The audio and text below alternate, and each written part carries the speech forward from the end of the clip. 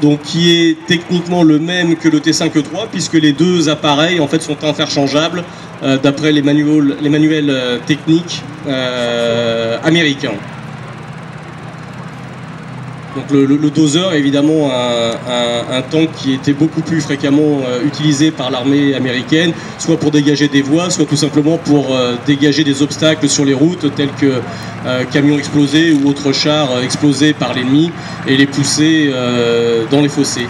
Il est suivi par deux Sherman beaucoup plus classiques de l'association.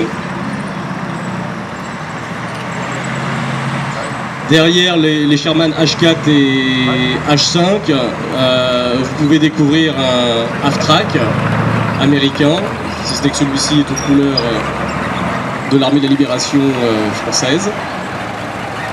Donc là, le dozer va devoir manœuvrer pour s'engager sur la voie.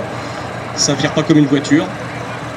Il faut comprendre que le conducteur ne voit strictement rien, et c'est pour ça que vous voyez dans les manœuvres de recul, il se fie à la personne qui est devant lui, qui lui indique par les gestes que vous voyez actuellement où l'arrière du char doit tourner, non pas l'avant. Donc quand on met la main à droite, l'arrière du char doit tourner à droite, quand on met la main à gauche, l'arrière du char doit tourner à gauche.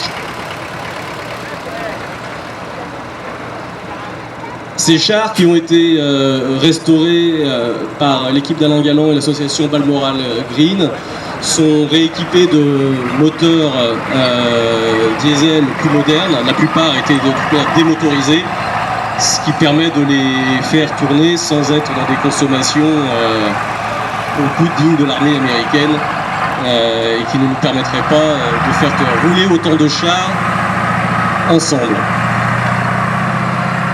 Donc le dozer s'engage sur la voie déminée, il va être suivi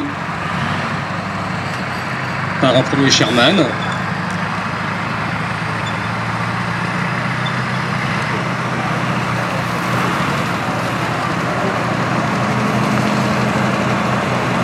Donc le rond jaune que vous voyez sur l'avant des chars avec le chiffre 32 en fait est une classification en tonnage pour les chars et qui permettait en particulier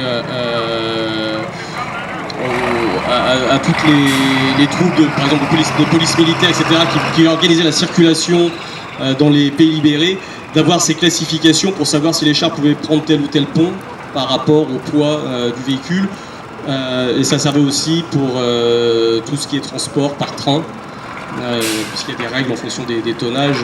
On n'était pas un char sur le même wagon qu'une Jeep, par exemple.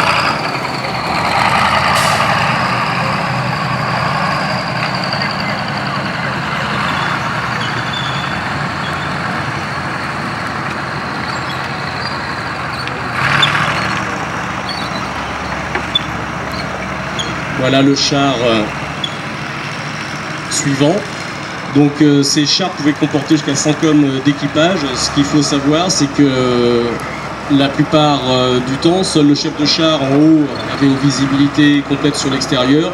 Et en combat, toutes les écoutilles étaient fermées et les hommes se trouvaient à l'intérieur.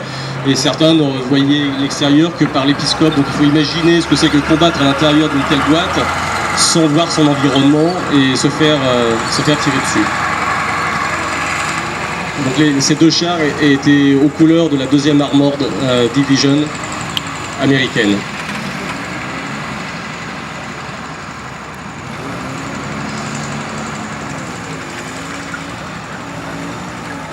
Donc là maintenant c'est au tour du Half-Track, donc qui a un engin semi-chenillé puisqu'il a les roues directrices à l'avant classique et une propulsion par chenille à l'arrière. Ce sont des engins qui ont été utilisés jusque dans les années 70 par la plupart des armées européennes. Il est suivi d'un GMC, transport de troupes ou de tout type de matériel. Donc bien plus maniable évidemment que les chars et dont vous pouvez admirer sur le terrain le jeu des roues pour passer les différents obstacles. De l'autre côté arrive le char du musée des blindés de Saumur, qui est un tank destroyer M10 qui s'appelle le Sirocco, qui faisait partie du RPFM, régiment blindé de fusiliers mariens, affecté à la 2e division. Donc c'est la division du général Leclerc qui a débarqué à Utah Beach début août 44, qui a combattu à Alençon, ensuite remonté, a participé à la libération de Paris, à la libération de Strasbourg. Le serment de Couffrin, fondateur de la 2e DB, a été finalisé et a poursuivi jusqu'à Berchtesgaden en Allemagne. Il est suivi d'un petit obusier de l'association Ardennes 44, donc un char plus léger, plus mobile.